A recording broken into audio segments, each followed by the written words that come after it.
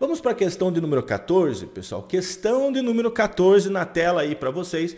Pessoal, essa questão, esse tipo de questão aqui, eu sempre falo, comento com os nossos alunos e falo o seguinte: questões como essa aqui, vocês não podem errar na hora da prova.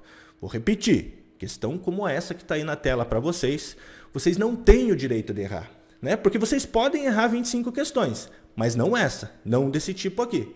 Tá? Ah, professor, mas tem um quadro ali cheio de números. Pessoal, vamos interpretar.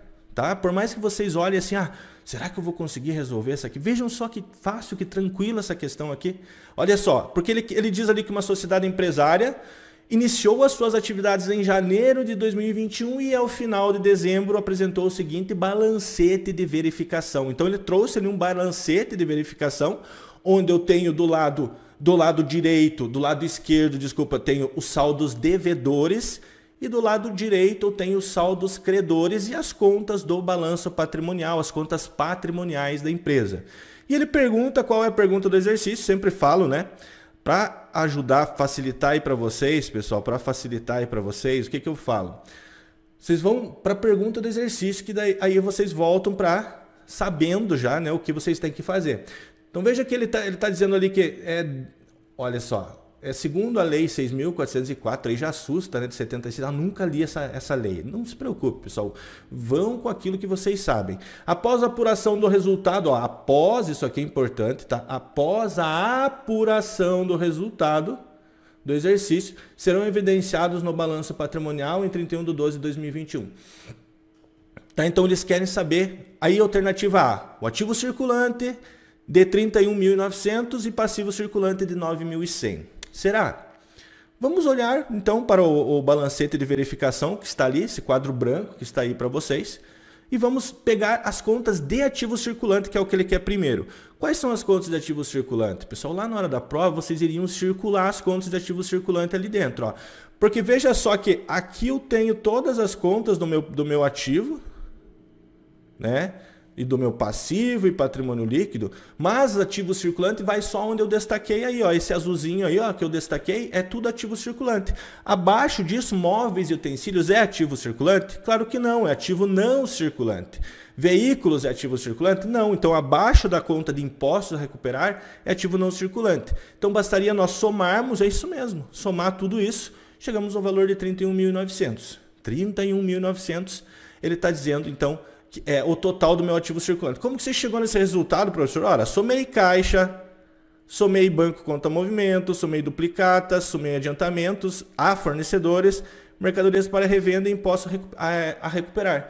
Todas essas contas que são do ativo circulante, somei e cheguei no valor de 31.900.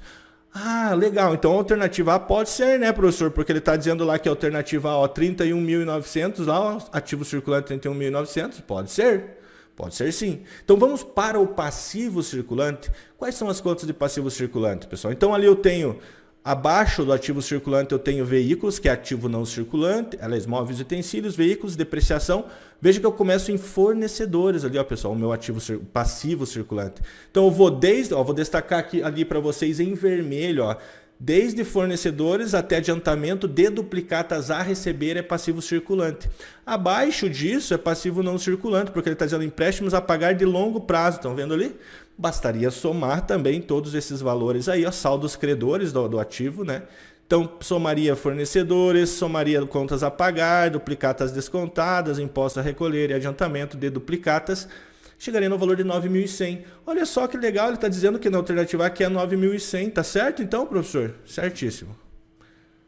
Certíssimo. Bastaria somar essas duas contas, ativo circulante, passivo circulante, e eu chegaria na alternativa A do exercício. Poxa, que fácil, hein?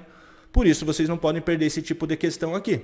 Tá? Bastaria somar aí esses números ali, né? Ativo circulante, passivo circulante. Pronto, acabou. Tome cuidado com uma coisa aqui. Eu tenho que, aliás, duas coisas que eu vou falar para vocês aqui. Vou dar um plus nesse exercício aqui, porque eles poderiam perguntar, né? Poderia estar errado a alternativa A e vocês teriam que continuar calculando. O passivo não circulante está abaixo aqui do ativo. Aliás, o ativo não circulante está abaixo do ativo circulante, né? que é móveis e utensílios, saldo devedor, como eu falei, e veículos. Porém, todavia, no entanto, depreciações também, as depreciações elas entram aqui também no ativo não circulante, dentro do imobilizado, mas vocês têm que saber que vocês vão diminuir do saldo dos imobilizados lá. Então, nesse caso, eu pegaria móveis e utensílios, mais veículos, menos a depreciação acumulada de móveis e menos a depreciação acumulada de veículos. Eu iria diminuir o que é saldo credor. E lá embaixo também, se eles perguntassem qual é o patrimônio líquido, né? Aliás, tem ali inclusive ó, a alternativa B está perguntando patrimônio líquido e a alternativa D está perguntando patrimônio líquido. Como que nós calcularíamos o patrimônio líquido? Vou pegar o patrimônio líquido que é mais fácil, capital social, né? Porque acima é passivo, né? Não circulante. Pego ali capital social R$30.000. Tem alternativa B, ó, pegadinha, ó. Se vocês fossem querer ser espertinhos, né?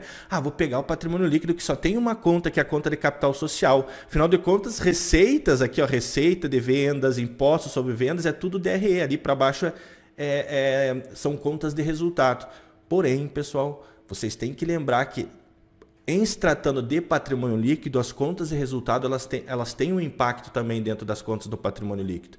Afinal de contas, né, nós teríamos que elaborar a DRE para chegar no resultado e esse resultado ele volta para o patrimônio líquido numa conta chamada lucros ou prejuízos acumulados. Então, para calcular o PL, eu pegaria sim o 30 mil do capital social, destaquei ali para vocês, mas ainda em verde aqui ao lado para vocês as contas de resultado. Então, eu iria somar o capital social, 30 mil, mais as receitas de vendas de 200 mil, e iria diminuir tudo isso aqui, ó, que é saldo devedor, porque o débito no resultado ele diminui o resultado e o patrimônio líquido também. Indiretamente, também reduz o patrimônio líquido. Tá? Então, eu pegaria 230 mil, capital social mais as receitas de vendas de 200 mil, e iria diminuindo tudo isso aqui, ó, que eu destaquei para vocês em vermelho, que eu fiz um quadrado, um retângulo aqui em vermelho para vocês ali. Perceberam? Então seria isso, pessoal. Tome muito cuidado quando perguntarem patrimônio líquido. Patrimônio líquido não são só as contas patrimoniais do patrimônio líquido, mas sim também as contas de resultado, caso tenha, tá? Caso ele traga as contas de resultado, tem que fazer a apuração do resultado e esse resultado retorna para o patrimônio líquido. Se for lucro, aumenta o patrimônio líquido. Se for prejuízo, diminui o patrimônio líquido. Tranquilo até aqui, pessoal? Por isso eu falei, esse tipo de questão aqui eu bato sempre nessa tecla, sempre eu bato nessa tecla. Vocês não podem perder questões como essa aqui, lá na hora da prova, tá? Que são questões mais tranquilas de resolver, tá? Nós temos questões mais difíceis, como nós vamos ter uma hoje aqui, que é de contabilidade de custos, misturado com o PEPS, né? Que é controle de estoque, primeiro a entrar e primeiro a sair. Nós vamos resolver uma questão bem chatinha hoje aqui. E vocês vão ver que essa vocês poderiam se dar o luxo de perder, essa que eu estou falando. Mas essa aqui não, tá?